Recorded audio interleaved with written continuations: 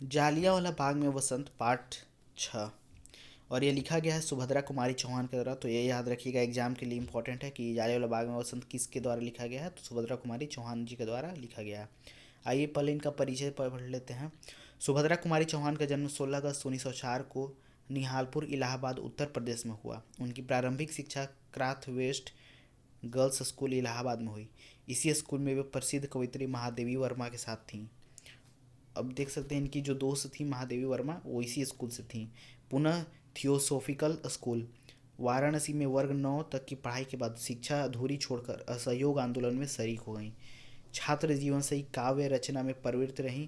उनकी कुछ प्रमुख कृतियां हैं मुकुल, त्रिधारा, विखरे मोती सभा के खेल कहानी संग्रह।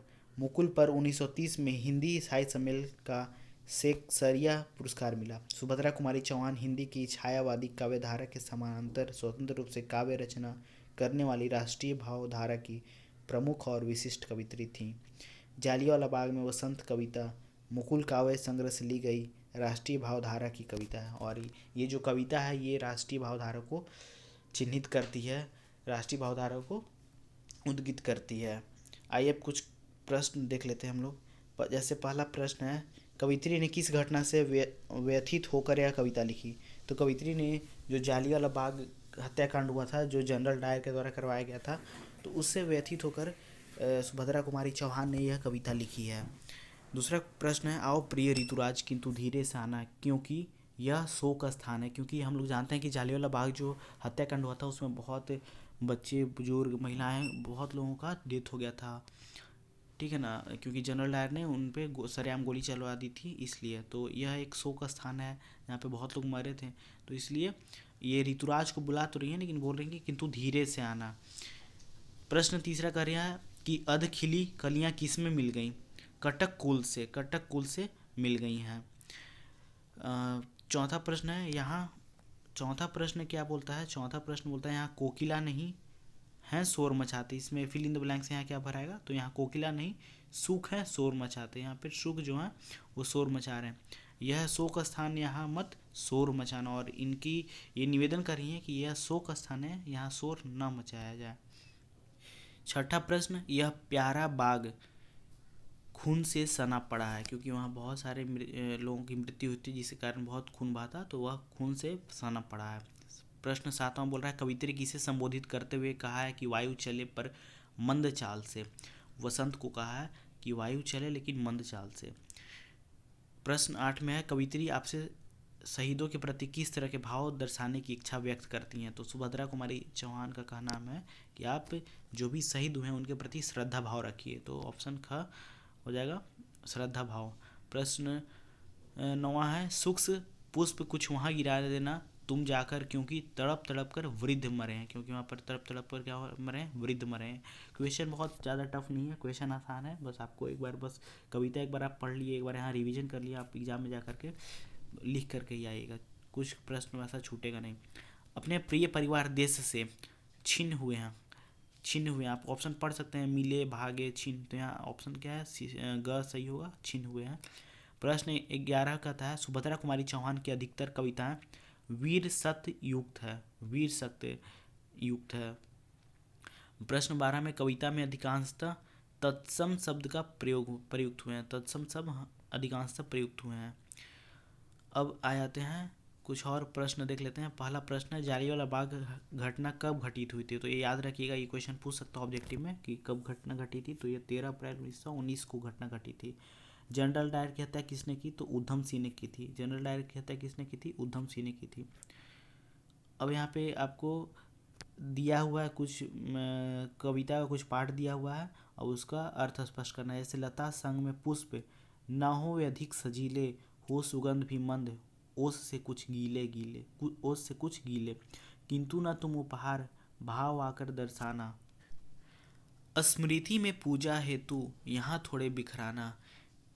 अब आइए इसके हम लोग व्याख्या देखते हैं, इसका अर्थ देखते हैं। इस अवतरण में कवित्री का कहना है कि हे वसंत, जब हवा चले तो धीरे चलना, उसे धीरे चलाना, इस दुख को अपने संग उड़ाकर मत ले जाना। कोयल गाए परंतु वह राग रोने का हो, कोयल गाए भी तो वह लगे कि वह रो रही हो, रोने जैसा हो। भौरे गुंजार करे किंतु वे दुख की कहानी सुनाए, क्योंकि इस जगह पर मानव तार तार हुई, क्योंकि यहाँ पे बहुत ज़्यादा हत्याएं हुई थी। साथ में फूल लाना लेकिन अधिक सजीले ना हो, और फूल भी जो लाना वो बहुत ज़्यादा अधिक सुंदर ना हो। ओस की बूंदों से कुछ गीले, उसमें खुशबू हो लेकिन कम हो। तुम उपहार के रूप में यह फूल नहीं लाना, बल्कि उसे स्मृति यादगारी के लिए श्रद्धा के रूप में थोड़े फूल बिखराना, उनको श्रद्धांजलि देना। कवित्री ने जालियांवाला बाग में निहत्थे मारे गए लोगों के प्रति श्रद्धा प्रकट की है। बहुत ही मार्मिक कविता है। प्रश्न चौथा बोलता है, कवित्री ऐसा क्यों कहती कि आओ ऋतुराज किंतु धीरे से आना। तो आइए देखते हैं ऐसा क्यों कह रही है कवित्री। कवित्री ऐसा इसलिए कहती है क्योंकि इस बाग में नन्हे बच्चे गोली खाकर मरे हैं। ना जाने कितनी महिलाओं, बूढ़े वयस्कों को प्राणों से हाथ धोना पड़ा, उनके लिए भी कलियां चढ़ाना, क्योंकि आघातों से भरे हृदय टूटे हैं।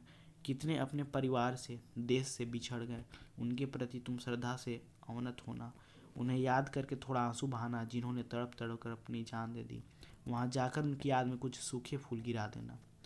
कवित्री अंत में कहती हैं कि यह सब करना किंतु बहुत धीरे से आना, क्योंकि यह शोक स्थान है, यहाँ शोर नहीं मचाना। तो कवित्री का यह निवेदन ऋतुराज से है, यह ऋतुराज, ये वसंत ऋतु अगर आप आना तो यहाँ पर शोर मत मचाना, क्योंकि यह एक शोक स्थान है। अब प्रश्न पांचवा बोलता है, सुभद्रा कुमारी चौहान की भाषा शैली का वर्णन कीजिए। तो सुभद्रा कुमारी चौहान की अधिकतर कविताएं वीर रस से ओतप्रोत थी। उनकी भाषा ओजपूर्ण थी।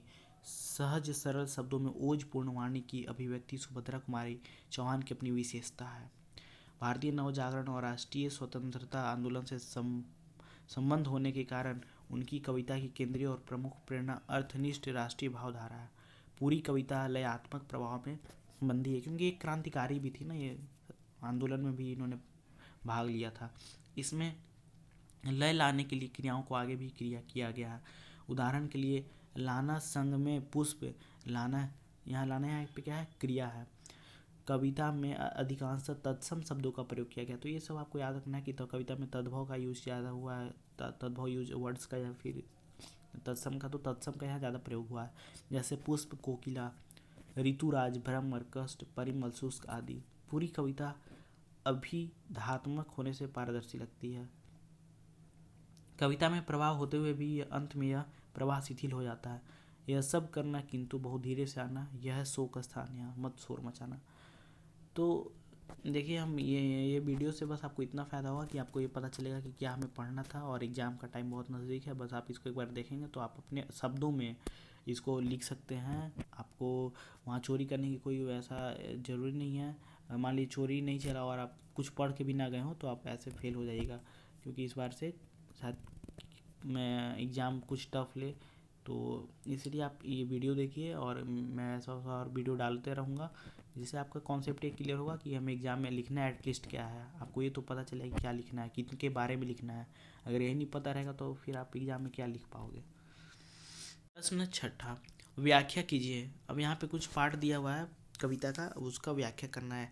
चलिए हम उसको भी पढ़ देते हैं। यहाँ कोकिला नहीं काक हैं शोर मचाते, काले काले कीट भ्रमर का भ्रम उपजाते, कलियां भी अधखिली मिली हैं कंकट कुल से, वे पौधे वे पुष्प शुष्क हैं अथवा उलझुल से, परिमलहीन पराग दाग सा बना पड़ा है, हाँ यह प्यारा बाग खून से सना पड़ा है, आओ प्रिय ऋतुराज किंतु धीरे से आना, यह शोक स्थान यहाँ मत शोर मचाना। अब इसका व्याख्या देख लीजिए। उत्तर, यहाँ कोकिला काक है शोर मचाते, शोक स्थान, यहाँ यह है शोक स्थान मत शोर मचाना। सुभद्रा कुमारी चौहान ने जालियांवाला बाग हत्याकांड की घटना से, और ये जो पूरा कविता है यह किससे लिया गया है, तो जालियांवाला बाग जो हत्याकांड हुआ था उस पर ही ये लिखा गया है और उसी से ओतप्रोत है। तो जालियांवाला बाग हत्याकांड की घटना से व्यथित होकर, दुखी होकर यह कविता लिखी है। वे कहती हैं कि जिस जगह पर कोयल को कूकना चाहिए था वहाँ कोयल नहीं बल्कि कौवे शोर मचा रहे हैं, क्योंकि वहाँ लाशों का ढेर पड़ा है, नृशंस हत्याएं हुई हैं, काले काले कीट भौरों का भ्रम पैदा कर रहे हैं, कलियां भी खिली हैं लेकिन वे कांटे बन गई हैं, जिन पौधों को खिला हुआ होना चाहिए था वे भी इस घटना से शुष्क और झुलसे हुए हैं, उन फूलों में अब सुगंध नहीं है, उसमें सौंदर्य नहीं है, वे पराग जो वातावरण को सुवासित करता है इस घटना से अब दुर्गंध दे रहा है, यह प्यारा बाग खून से सना पड़ा है।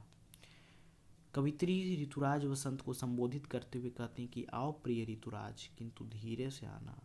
शोर मत मचाना, क्योंकि यह शोक स्थान है ना, क्योंकि वह जो शोक स्थान है तो वहाँ पे सभी लोग दुखी हैं, वहाँ पर जा कर के खुशी व्यक्त आप नहीं कर सकते हो, वहाँ पे आपको उनके सम्मान के लिए आपको शोक व्यक्त करना होता है। यहाँ शोर मत मचाना। जिस वसंत के आने से पूरी प्रकृति उमंग से भर जाती है, वही वसंत इस घटना के कारण दुखदाई हो गया है।